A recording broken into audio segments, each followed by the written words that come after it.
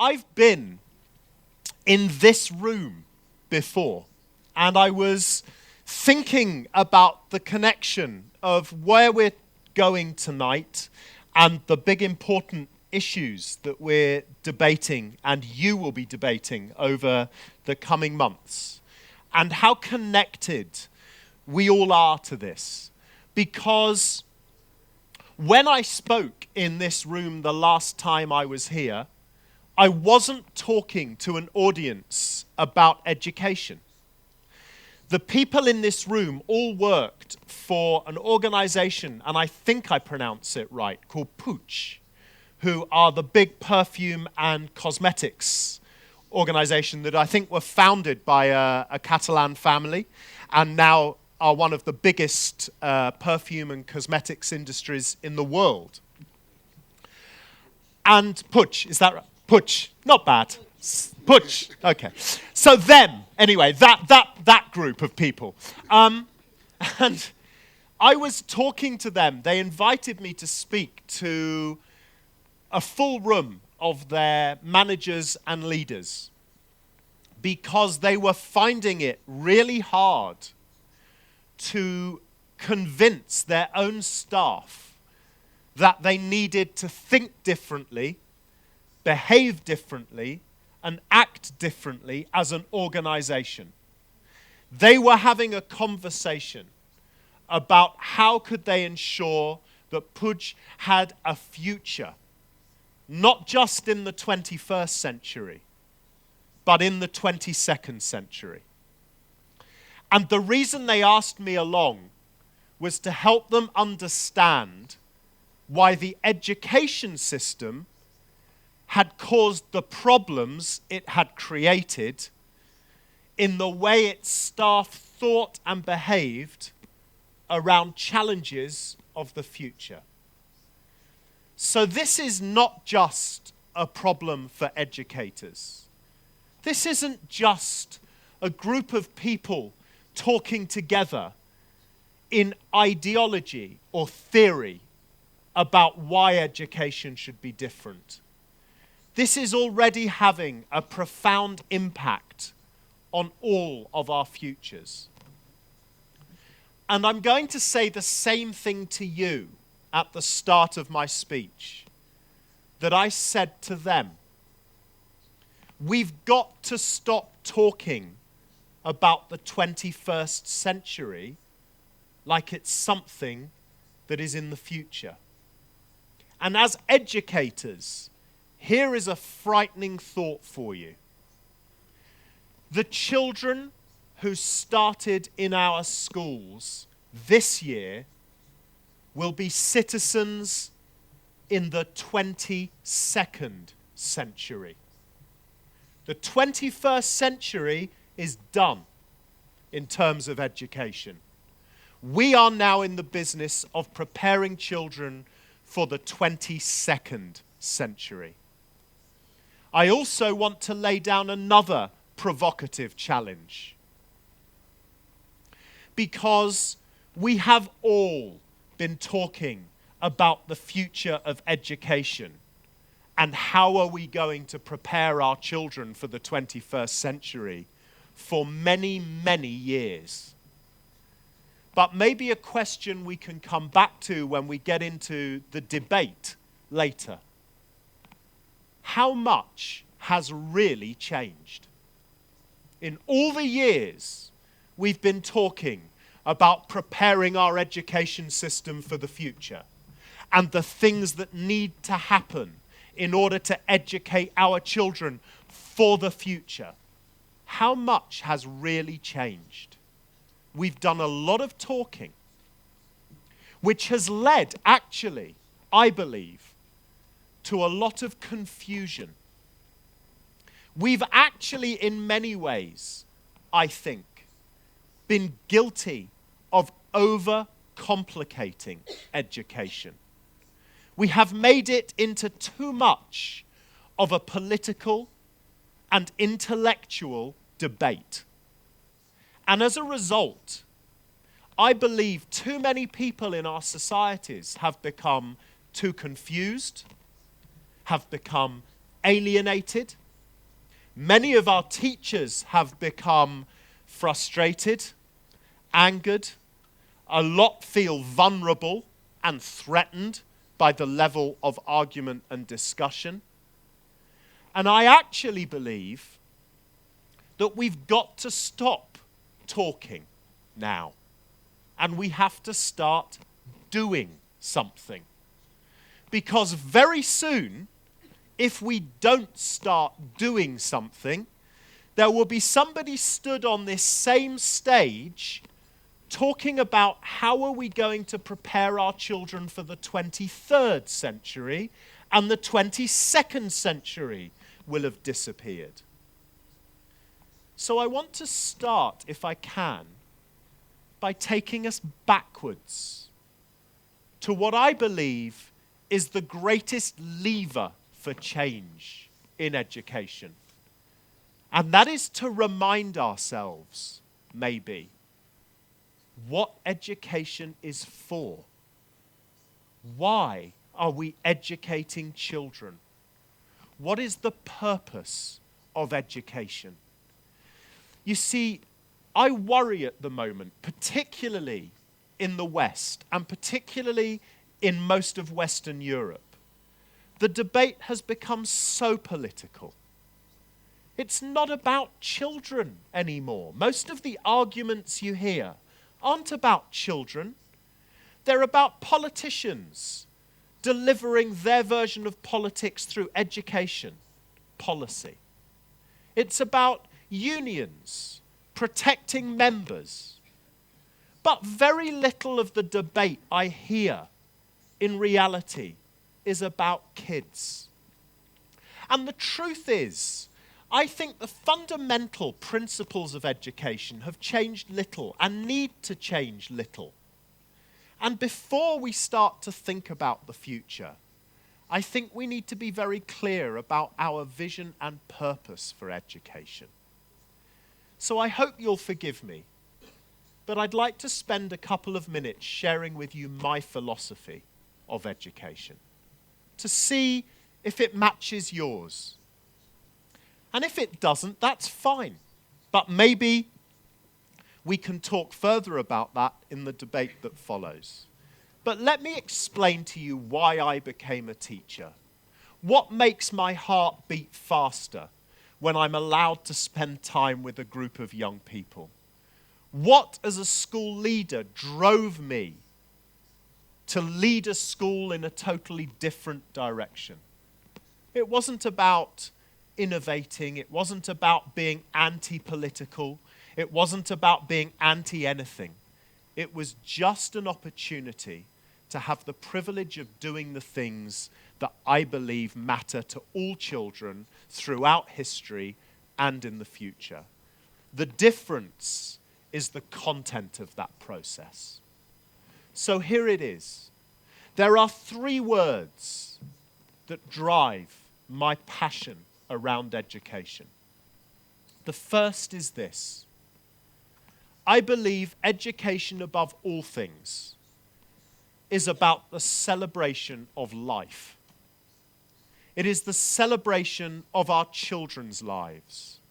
It is about helping them to understand the power and potency of their future, to raise their heads, to look at their aspirations, at their dreams, at their interests, at their skills, at their uniqueness, and the potential of their lives, and the value of living their lives in the fullest degree. It's about helping them understand and celebrate who they are as individuals, as members of a community, as members of a society, as members of a global family. That, to me, is the core principle of education. It's not about how many grades you get in an examination, how high we appear in a league table published by some economic organization in another part of Europe. That's not what it's about. It's about raising the aspirations and celebrating the values of our children. And I worry. I worry because, as I've already said, I think often when it comes to policy and debate and discussion about education, they come down here somewhere in the list. I'm not going to criticize this gathering, by the way, but I am going to set you a challenge. You're debating the future of education. Where are the children? There should be children in this room. There should be young people here to debate with us about what their hopes and dreams and aspirations and values are. There should be young people in this room telling us what they want from an education system. So I beg you, the next time you convene this meeting, to ensure that young people are invited to be here too. Otherwise, with all due respect, it's just a group of the same people talking about what we think they need. And actually, they should be here too. Their voice is important. You see, I read a quote from a book at the turn of the millennium, the beginning of the 21st century. A book that I would suggest, if you can find it, you should get hold of. I don't know if it's translated into Spanish. I hope so. But it's a book called The School I'd Like. And it was written by two professors of education and published in the year 2000. And these two professors of education traveled around the United Kingdom, talking to young people between the ages of 3 and 18. And basically the book is filled with quotes from these young people in response to the one question: what would your ideal school be like? And it's split into different chapters about curriculum and discipline and good teaching and good learning and rules and behavior. It's fantastic. And it's one of those books you can open at any page. You don't have to read from cover to cover.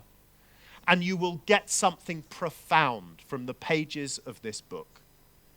And as I read this book, I came across one quote that stood out for me as possibly the most provocative thing I have ever heard anybody say about education ever.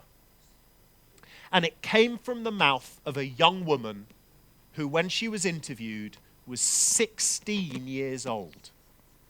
And she was asked, "What would your ideal school be like?" And she said this in response: "In my ideal school, we will no longer be treated like a herd of an identical wild animal, waiting to be civilized for the outside world. You will realize and respect that it's my world too." And I think that's one of the greatest challenges we face as educators, as policymakers, as people with an interest in education.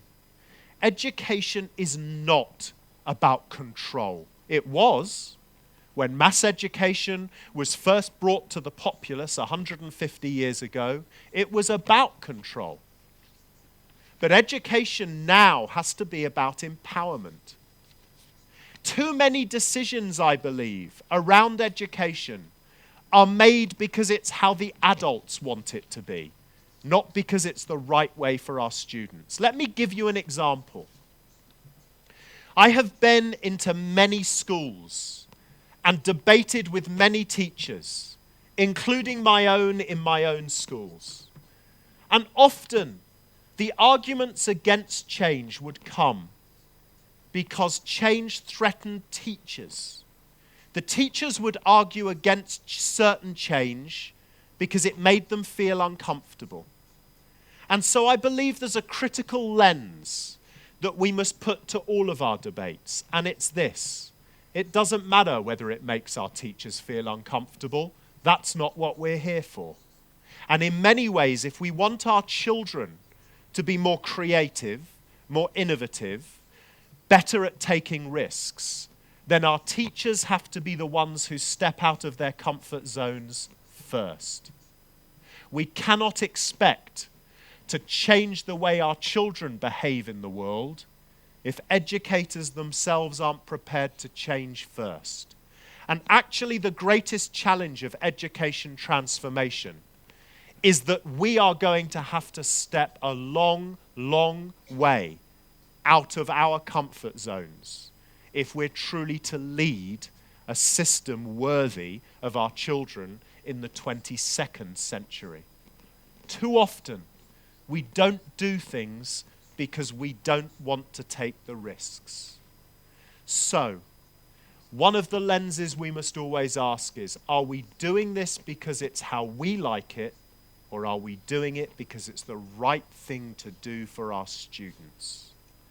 My second word is not possibly surprising to any of us, because it is without argument that education and learning in particular is the greatest gift that any civilized society can bestow on its children. No one would argue. No one would argue that in order to educate young people with the skills they need not just to survive but thrive in their future, we need, amongst other things, to make sure that they are literate and that they are numerate, and that those things will always form the core to our education process. However, learning, I believe, in too many of our schools around the world today, to most children, is just a means to prepare to take examinations. And of course, the gift of learning and the gift of education should be so much bigger than that. But when you ask young people about the purpose of education, they all will tell you in one way or another that it's to help them prepare to take another exam. It's a strange form of motivation, don't you think? That what we say to our young children is, work really hard at school. Why, mummy? Because then you'll do well in your tests. And what happens if I do well in my tests, mummy? You get to take more tests. And if I do well in those tests, mummy, what happens? You get the chance to take more tests. And then what? And then you might go to university. And what happens at university? They'll teach you to take even bigger tests. That's not the purpose of education. Is it any wonder that so many of our young people leave education angry, dissatisfied, unhappy? Because a lot of our kids turn around and they go, you know what? I don't want to take any more tests. I want to learn something that interests me, that fires my imagination, that makes me feel excited about something, that makes me want to delve deeper and work harder in order to transform my own life. Learning has to matter for now for our children. Most children don't think about tomorrow, and why should they? When they're 6 or 7 or 8 years of age, the joy is in living life for the moment. So we need to make sure that our learning is constructed so that it means something for our children now, that it's irresistible, it's exciting, and it matters to them for the moment. There is a wonderful story from one of the great American progressive educators. And if you once studied him, I urge you to return to his words and his work. And if you've never heard of him, I urge you to look him up and study his words and his work. His name was John Holt. John Holt was one of the great progressive educators. And when he was coming to his retirement, he had built a list, like so many of us do, of things in his life he'd always wanted to do, but never had the time or the opportunity. And as he was coming to his retirement, his wife knew about this list. It was one of the things that they would talk about frequently. I'm sure you do. On a Saturday evening with a nice bottle of wine, you talk about all the things you wish you had the time or energy to do, but you're too exhausted or you just don't have the time. And he had this list. And she knew that at the top of his list, his greatest regret was that he'd never learnt to play a musical instrument. And the musical instrument he'd always wanted to learn was how to play the cello. And his wife, as a surprise, when he retired, found a local music teacher and organized for him to learn to play the cello. So he started learning to play the cello. And after a few months and thoroughly enjoying learning to play the cello, his music teacher said, let's have a cup of coffee and talk about how it's going. And she started talking to him about what a good student he was and what sort of music she thought he might be interested to learn and where to go next. And when she'd finished, she said to John, have you got any questions for me? And he said, just one question. He said, with a smile on his face, for months now, I've been telling my friends that I'm learning to play the cello. He said, when can I tell them I'm playing the cello? Now, I don't know about you, but one of the big problems with the way society perceives childhood, and perceives education in particular, is that it's preparation to become something else. Somehow, education is almost like the Catholic view of purgatory.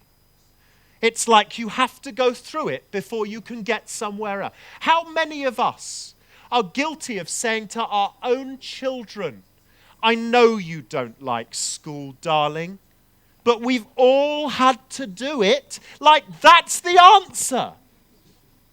Right? So the learning has to matter for the moment. And in order for the learning to matter for the moment, we need to understand and value the things our children enjoy, the things that excite them, the things that they get enthused about that makes their hearts beat faster. Too often, what happens with formal education is we tell our children to leave everything they're interested in at the door of the classroom, because now we're going to teach them important things. And of course, that is a challenge in itself, because there was a time where children would believe that. There was a time where the job of a teacher was to be the person who passed the knowledge to the child. Today, children look at us and they say, I don't need you to tell me stuff. I can find stuff out for myself. What is your job as my teacher? Because the respect can no longer be there because of what we know. So our jobs have to be different.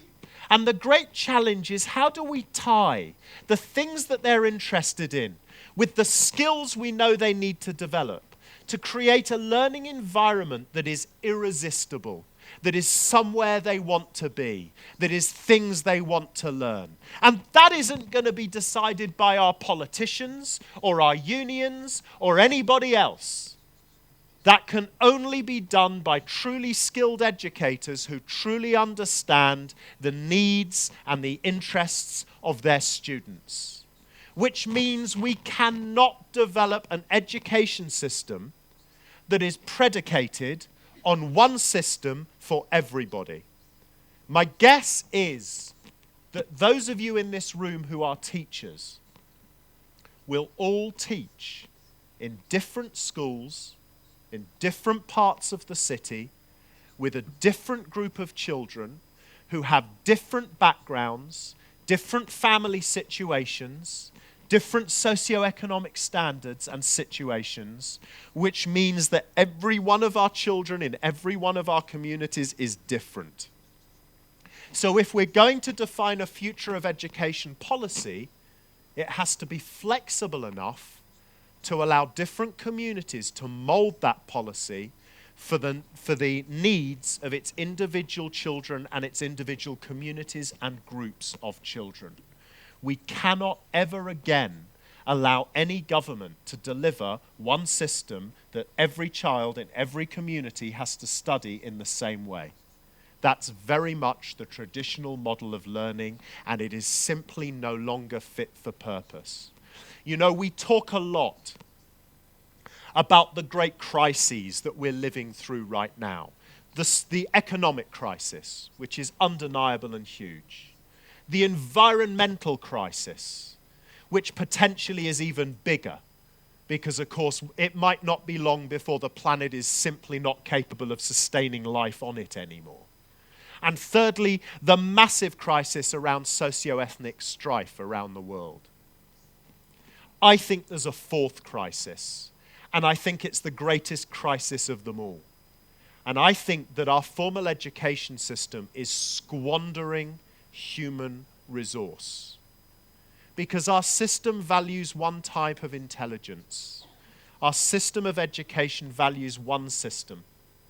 And so many of our kids are alienated by that system because they're not academic, because they're not very good at taking examinations. Yet some of those children may be the ones that hold the secret to solving the economic crisis, to solving the environmental crisis, and to solving the socio-ethnic strife around the world. And that's one more reason why we have to create a system of education that is built on the development of the individual, not just the individual of the whole group. And that's one of our biggest challenges. And here's my third word. My third word is nothing very clever, and some people might say is frivolous. I don't believe it is. Of course, education is a serious business. But the key for me about great schools and great learning environments is they are always filled with laughter. Education has to be, at its heart, fun and enjoyable. People often ask me about where I go, what the greatest schools I visit look like, what do they have in common? What do the greatest teachers look like? What do they have in common? And there is one principle that I know above everything else. And that is the best classrooms I've ever visited, the best schools I've ever visited, are places that are filled with laughter. And I mean the right kind of laughter, by the way. I'm not talking about crazy laughter.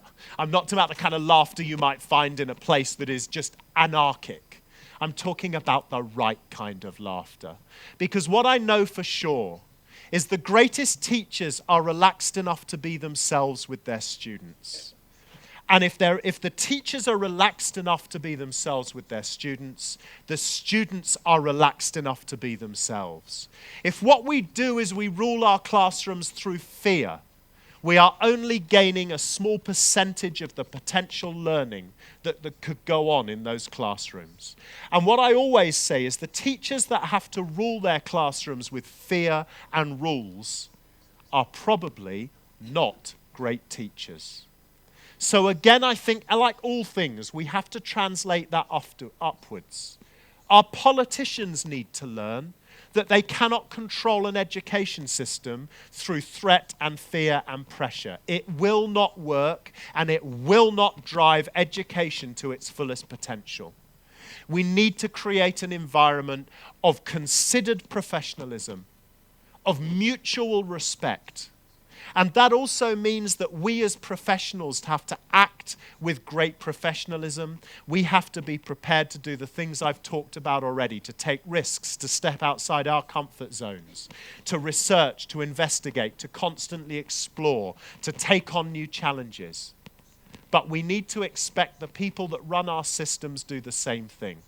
because fear will only lead to a minimum level of success. In education, what we're seeing at the moment around the world is those countries like the UK and Spain that are using the threat of league tables and exam results to drive their education systems forward are all staggering. They're all stopping their progress and development. They're all hitting their ultimate level. They can go no further. The systems where education around the world is at its most dynamic are systems that are freer, that are about professional involvement, that are about collaboration, creativity, and development beyond the examination, beyond the traditional measures. You know, it's very interesting, don't you think, that a country like China, which has, of course, developed probably the most efficient system of traditional education the world has ever known. And they've developed that system in probably no more than 30 years.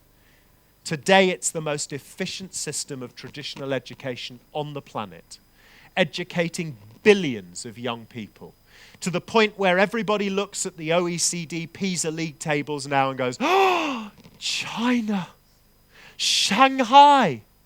Isn't it fascinating? I don't know if you saw this, but you know the Chinese government is currently in transition. We're moving from the old guard, the people that have run China for the last 10 years, and now there's a new generation of leaders taking over the Chinese government. And in a speech, the new education secretary gave just before Christmas, they said this. They said, if China is to have a future, it needs to discover and nurture the next generation of Steve Jobs. Currently, China is nowhere near doing that because our education system is too intense, too based on academic development, and there is no space and time to nurture the individual or their interests. And as a result, the Chinese government are about to embark on the most radical education transformation program in their history. And part of that program is to move away from the academic pressures of the traditional system. Now, I think that's a very scary thought because their government already understands it and they're already moving away strategically from exactly what's put them top of the OECD PISA tables. Meantime, all of us in Western Europe, America, Australia are so fixated with the PISA tables, we're trying to design systems to compete with a league table that even the Chinese and the South Koreans and the Singaporeans are now saying is no good to us. They're moving away. So where do we need to go? What needs to happen next? I was very lucky. A couple of weeks ago, I was giving a speech in Saudi Arabia, which is interesting, by the way, in itself, because Saudi Arabia gets the challenge too. Now, of course, Saudi Arabia, unlike the rest of us at the moment, is blessed with huge wealth because of its oil. And they describe it as the black dollar. Black for oil, the black dollar. But the Saudi people know that the black dollar is running out. And whilst it was the creation of massive wealth, they know it's not a sustainable economic model.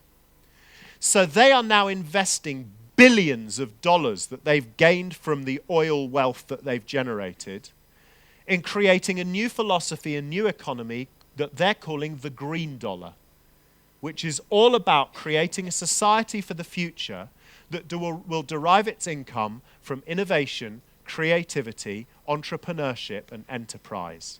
And again, they are transforming very, very quickly their education system. Their route to that is by embracing masses of amounts of new technology. I'm not entirely sure it's right, but they certainly are showing the right kind of direction. But at the conference I was speaking at, I got the chance, one of the other speakers, and it's very rare any of us get the chance to do this, one of the other speakers was a man who has genuinely changed the world. And I was really lucky because I shared a 7-hour flight with him. We sat next to each other on our flight from Saudi Arabia back to London. And I got 7 hours. I'm sure he wanted to sleep, but I wanted to talk to him. And he was too polite to tell me to shut up. So there you go. But, you know, when you're sat next to a man for 7 hours who's changed the world, you're going to use it, right? Now, the man in question, his name is Steve Wozniak. Steve Wozniak, of course, is the brains behind Apple. Steve Jobs was the face of Apple. Steve Wozniak was the man who created the computer systems. He was the genius behind Apple computers. So he's a man who you can genuinely look at and say, you changed the world. And I got to sit next to him and we were talking about a number of things. And one of the things the world doesn't know about Steve Wozniak is when he left working for Apple full-time, he spent the next 5 years of his life working as a state school teacher in a state school in a socially deprived community in the suburbs of San Francisco. He did it for free because, of course, he didn't need the money. But he taught technology in this school to grade 5 students. Now, my first thought was, how cool would it be to have Steve Wozniak as your technology teacher, right? But what I loved about that was this man had an authentic understanding of the challenges of education. And he said to me, you know, the first thing I learned, Richard, was it's really not important what you teach. He said, what's important is how you learn. And he said, that's something I've known for many, many years, because he talked to me about the Apple and the expansion of Apple. And he said once Apple started to grow, and he said it started to grow at a ridiculous rate. You know, neither Steve or I knew what we were creating when we launched Apple. We had no idea how fast things were going to evolve. But he said we started to have to think very, very quickly about recruitment and mass recruitment of people to work with us in Apple. He said the one thing we did know was that we couldn't recruit people who would just make stuff. Because Apple, if it was to have a future, would have to be a place that kept inventing stuff, that kept changing things. He said, so we developed a philosophy very early on that drove our recruitment principle. And he said, I can tell you what it was in one sentence. He said, we decided that at Apple, we simply couldn't employ anyone that needed to be managed. Let me just leave that in your head for a minute. We can't employ anybody that needs to be managed. Now, I think there, in one elegant sentence, is the challenge for us as we explore 22nd century education. How do we design an education system that stops our children being trained to be managed? Because if we think about the principles of education, it's fascinating to me that we look at children and think they need to be taught. And in the last few years, that we think that we need to teach children how to learn. Because if we go right back to the earliest stages of our childhood, from the minute we come from the womb, from the minute we're born, we are born into a world, to us, that is completely uncertain, that is about nothing except change, that there is no security. And from the minute we're born, we are born instinctively as the perfect learning machine. Experts tell us that we learn somewhere between 70 and 75% of everything we learn in our lifetimes before we're 5 years of age. We learn to walk and talk. We learn to make sense of the world around us. We learn about smell and sound and touch and sight.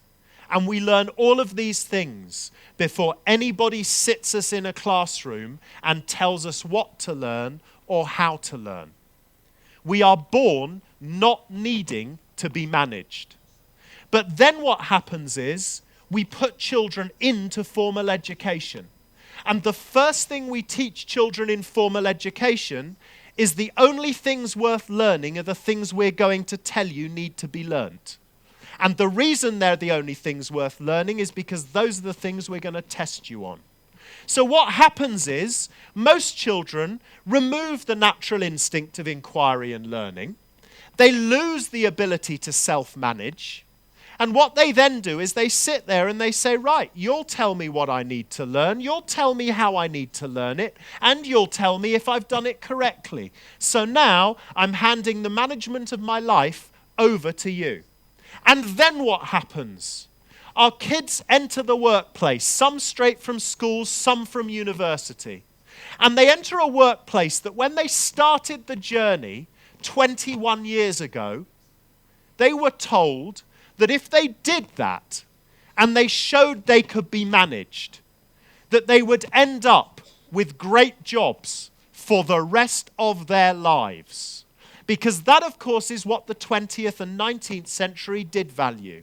We lived in an industrial age. We lived in an age where the perfect life was to get a job in a big company where you could prove your skill and talent at doing what they needed you to do over and over and over again. That you could be managed. That you would do what you're told to do to the best of your ability. That you would be efficient.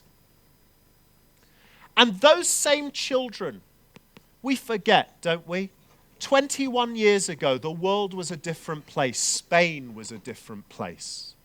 The vast majority of our young people, if they went through education and learnt how to be managed, would end up with degrees from universities, would end up with good jobs in good companies that would see them live a successful middle-class life well into their retirement.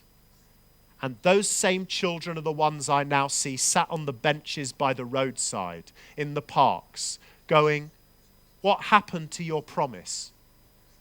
And now they're waiting to be managed. They're waiting for somebody to come along and say, here's the job, here's the money, this is what we want you to do. And what I see in some of the most dynamic and exciting places in the world today is an education system where young people are being taught to invent jobs for themselves, to go out and find opportunity, to create their own businesses, to collaborate with other like-minded people, to set up their own solutions, to find ways of it being monetized. And I have to tell you, I am really optimistic, actually, in the long term about Spain's future. Because some of the most entrepreneurial young people I've met actually in Madrid, but I met at a series of new technology business conferences where I met young people between the ages of 19, 20, 21 years of age who have come together and are starting their own businesses, that have understood the world of the app and new technology and are building solutions for themselves. So the question I ask you, the challenge we all face in the West right now, is how do we build a 22nd century education system that trains our children not to be managed, that trains our children that the world is there if they're prepared to seize it, that trains our children to go out and look for possibility, built on a profound understanding of who they are as individuals, what their strengths are, what their weaknesses are, what their interests are. How do we develop an education system that is built around the concept of living life, lifelong learning, and laughter? Thank you very much indeed.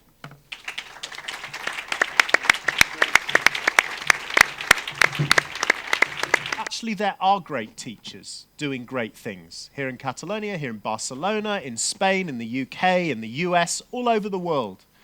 And they're doing those things within the conditions that already exist. I think there's a perception. We first of all have to remember that politicians only have certain levers that they can pull. They don't control the system, actually. Teachers can. But we need to spend more time underneath policymakers, explaining the challenges and why they're the challenges. You know, a lot of parents want the best, all parents want the best for their children. But what they perceive to be the best is only based on what they understand of education. And many parents, of course, were successfully educated in a traditional system. And I don't blame them, therefore, for when they have children of their own, for saying, well, I want the best that is available now of what I experienced.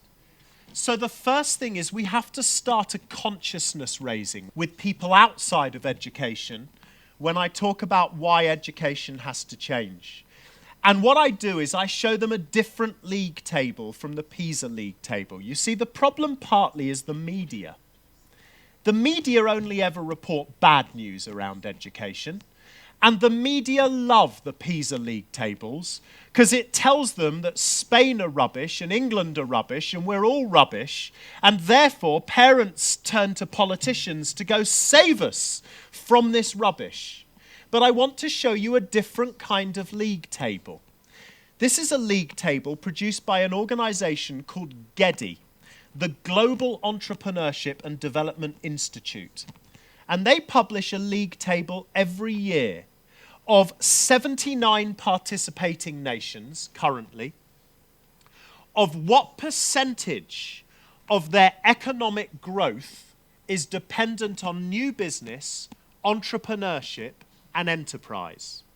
Now, what I've done is scrambled up the list. That's not the order. Those are some of the countries, but they're mixed up. So just for 5 seconds, turn to the person next to you, and from that list, choose the countries you think are most likely to be in the top 3. You ready? Go.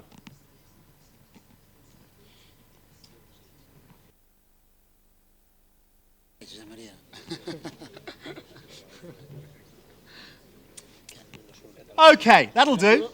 Let's see.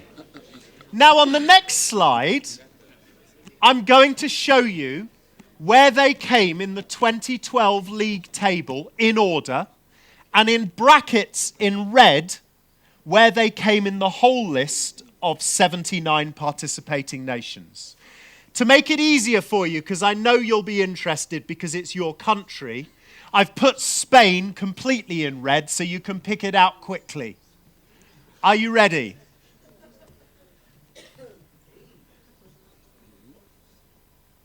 Now, if I was an educator or somebody who was trying to convince the public that the education system needed to change, I would suggest that the GEDI league table is far more important to our economic future than the PISA league table. I would then ask them to look at who is at the top of the list.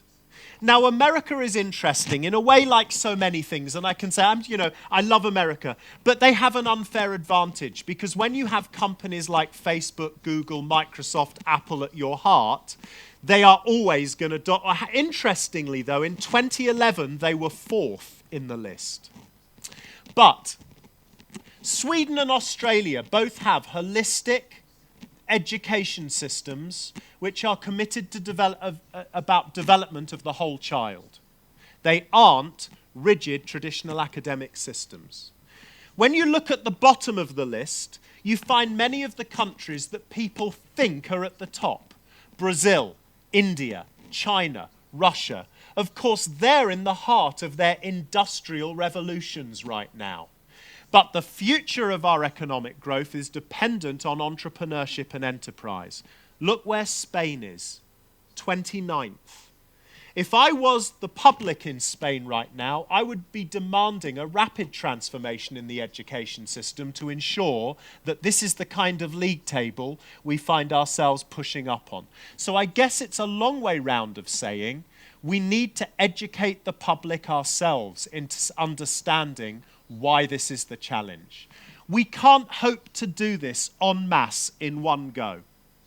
The way we do it is the same way we harness the power of our teachers.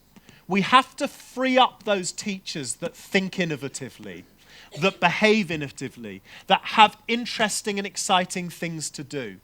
We do that by creating a culture of action research amongst those teachers, allowing them to trial in their own classrooms the thing they do, not waiting to be told the whole school has to do it, or being given permission at a whole school level or a policy level. We have to allow those individual teachers the chance to experiment, to explore. And then, by bringing those teachers together through formal and informal networks, you create a culture of contagion. You know the model? If one person sneezes, 2 people catch a cold. If 2 people catch a cold and they sneeze, 4 people catch a cold. 4 people sneeze, 8, and soon you have contagion. What we've got to stop doing is trying to persuade the policymakers to allow a new system in one go. What we have to do is develop a culture of contagion where our teachers are given the opportunity to explore, that they can share their practice with other teachers, they can start sharing and convincing parents and other teachers then that it works because they have models that they can demonstrate that work. And from that, you can have conversations with parents about the kind of things you can do at home. And what I would suggest is that the one thing you can do straight away as a parent is not fixate with your child at home at doing the academic things they do at school, but encourage an interaction at home which allows your children to develop those skills in real situations. So I was on the BBC on Monday having this same conversation, and one of the examples I gave was, I know time is difficult for parents, but once a week, cook with your child. But I mean from a recipe book. Because what that does with young children is it gets them to demonstrate and practice their reading. It gets them to show you that they can measure in quantity and they understand math. It gets them to be a bit creative because you might say, but what would happen if instead of putting that ingredient in, we chose something else? So that they're experimenting and they're exploring and they're creating. So the job for a parent who wants to make a difference is to do that. To take those kind of, and just allow your child to play with you in areas where they can show and demonstrate that they're developing those skills, but in freer thinking ways. Elements for change and the restrictions to change. I think the first thing is that as a profession right now, suspicion of change is a big issue, because, and it leads to one of the great problems, a lack of perceived empowerment, a lack of believing you're in control of change is a big blocker, a big resistor to change. And for too many years, I think education and educators have been used to being told what to do and how to do it, much like we tell our children. And of course, every time we have a new government, they rip up what the last government did and they give us a new thing to change. So that's led to, I hope this translates, skepticism. People no longer believe in the change processes they're being asked to engage in. And often for teachers, the first instinct when they're told about change is to resist it because they don't feel they have ownership. So for me, at a local level, the first thing we have to do with our colleagues is to do a little bit what I started off this evening doing, which is try and return them to the point of passion, the point at why they chose to work in education, to remind them of the excitement they felt when they chose to become an educator, to ask them why they chose to become an educator, and then to do something very similar to what I was talking about in response to the first few questions, which was to give permission to teachers who were ready as a school leader to say to those people, if you have an idea, go with it. I'll protect you. I'm giving you permission. Go and try it out. And when you've tried it out, come back and tell us how it went.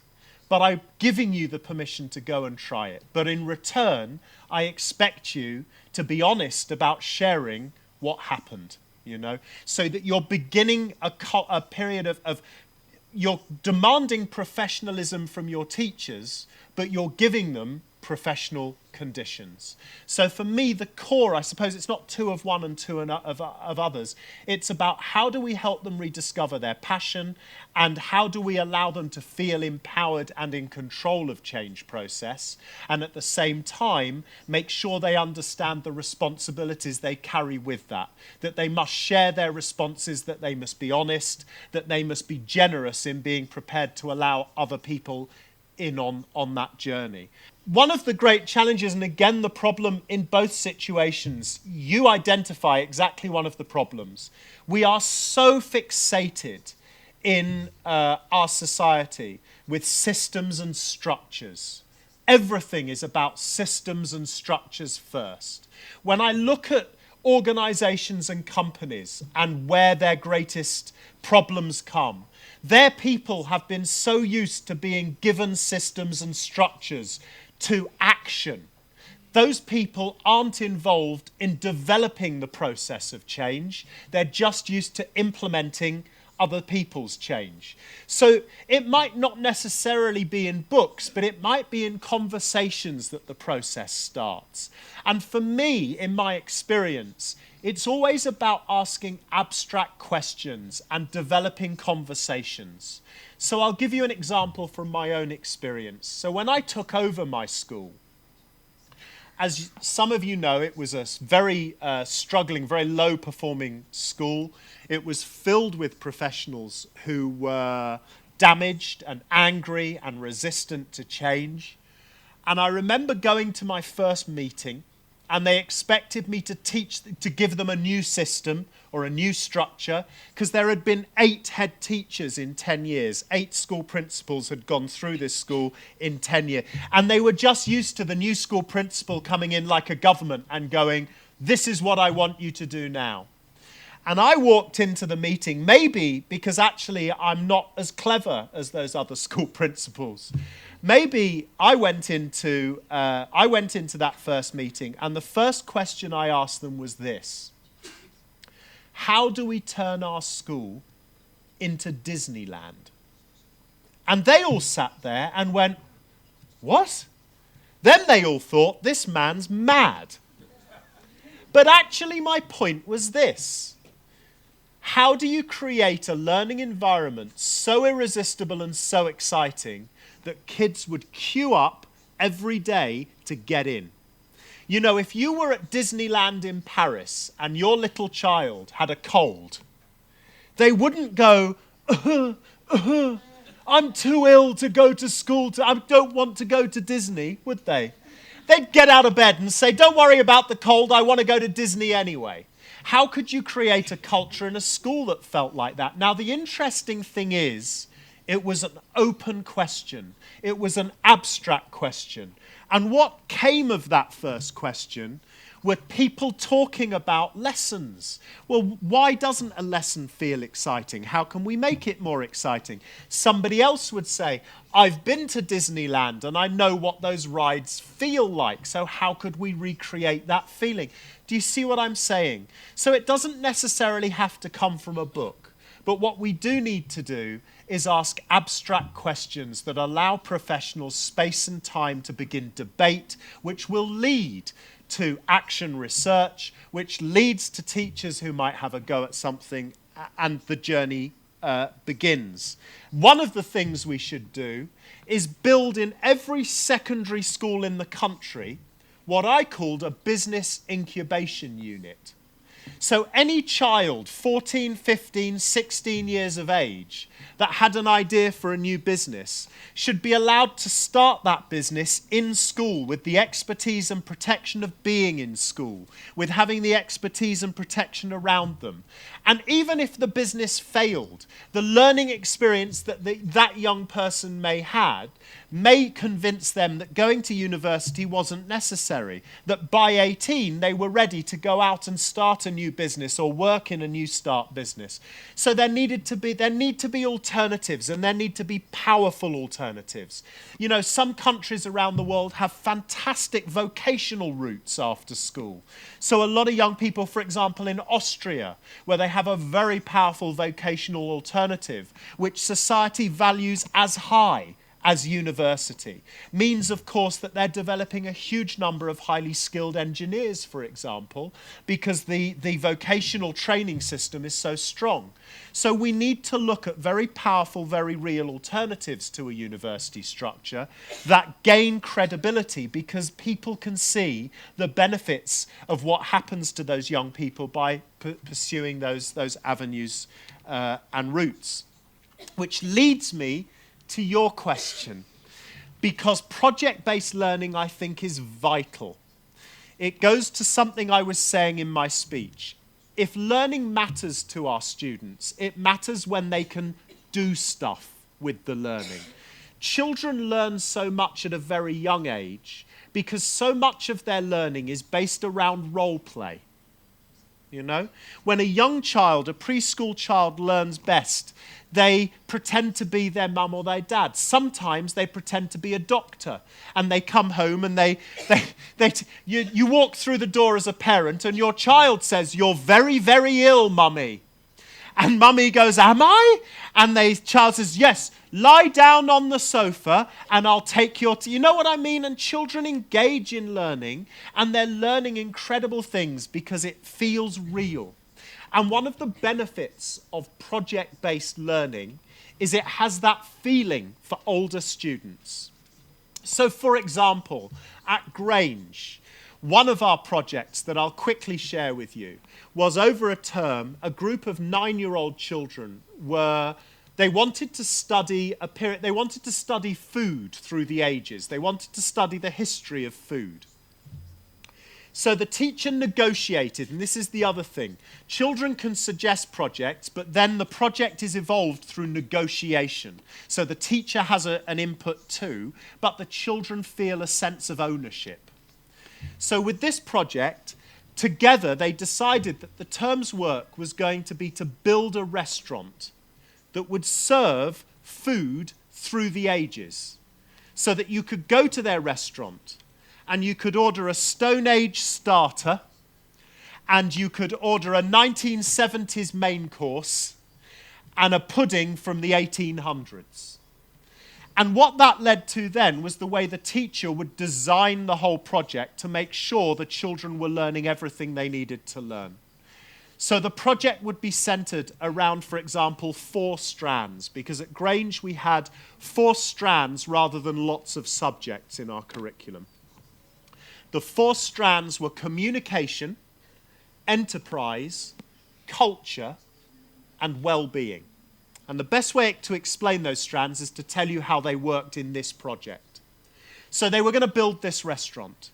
So in communication, they were going to have to learn about marketing and advertising. They were going to have to learn about how to set out a menu and the language and vocabulary of menu writing. So you can see a massive amount of literacy development. They were also going through enterprise. They had to learn the core mathematics because they were going to have to design their restaurants. They were going to have to learn about scale drawing, and they would have to learn about area and shape and space. They were also going to have to cost their restaurants. They were going to have to learn about wages and the cost of raw materials and how much you could charge people so that you could get that money back and afford to pay people wages and pay for the material ingredients you needed. So you can already see, I guess, a massively rich experience which is teaching the basic skills in a way that is far broader and more exciting. With the cultural experience, the scientific part of the cultural experience, the children, because they were going to be cooking food, would have to learn about the science of cookery, the effect of heating and cooling, the effect of chemical reactions, the chemistry and science of cookery. They were also, of course, learning a rich amount of history because they were having to research the different foods from the different ages of history.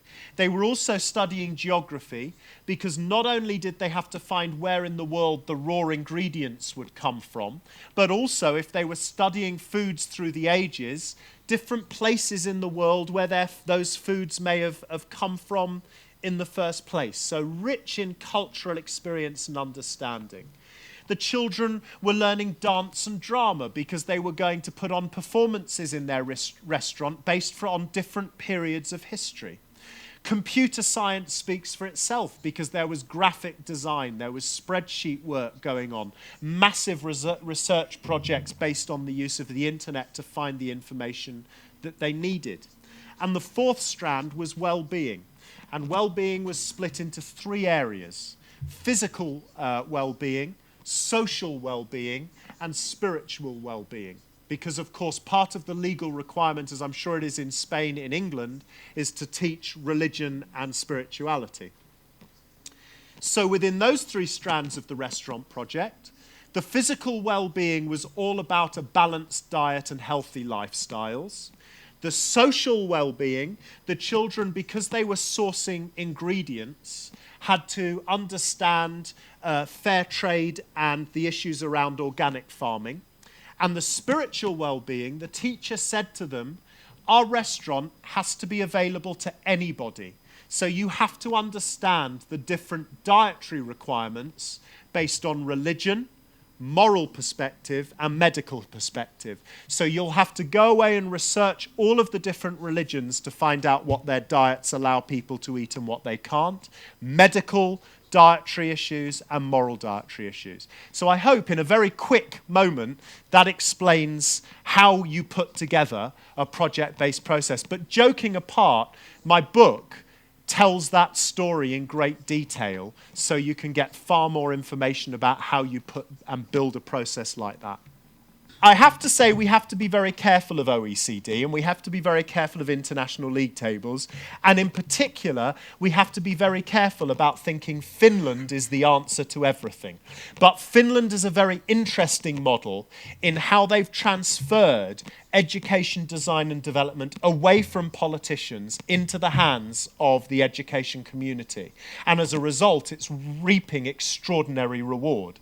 So 12 years ago, Finland realized it had to depoliticize education. And one of the things, again, I think is a huge challenge, sadly I'm not sure it will ever happen, is I believe education policy needs to be taken out of political control. Otherwise, you're never going to have a continuous and developmental process. It's always going to be interfered with. But in Finland, it shows it works. They spent years investing in really high-level training of teachers to raise the public trust and confidence in the teaching profession. So in order to be a qualified teacher in Finland, you have to have at least a master's qualification. Not to evidence how clever you are, but to evidence that you're capable of constant research and evolution and development. Then what they did is they handed education transformation and development over to the profession. And as a result, they've had 10 years of sustained vision and development in their education system, and of course their outcomes speak for themselves. So I guess if we were to suggest to our politicians what they need to do, it's how can you depoliticize education, hand it over to a group of people, not to say that education isn't accountable. Educators should always be held to account for their actions, but that we have to build a process of education that is controlled by people not just in education, but in business and in society too. We need to build, comes back to one of the first principles, a culture of true societal collaboration around education. And this is where I'll finish and everyone will go, phew.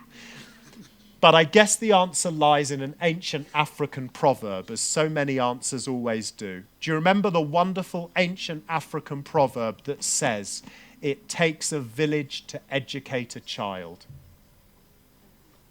That's what I would suggest we have to work to do. We are a village. We have to learn to work together to educate our children. That's it.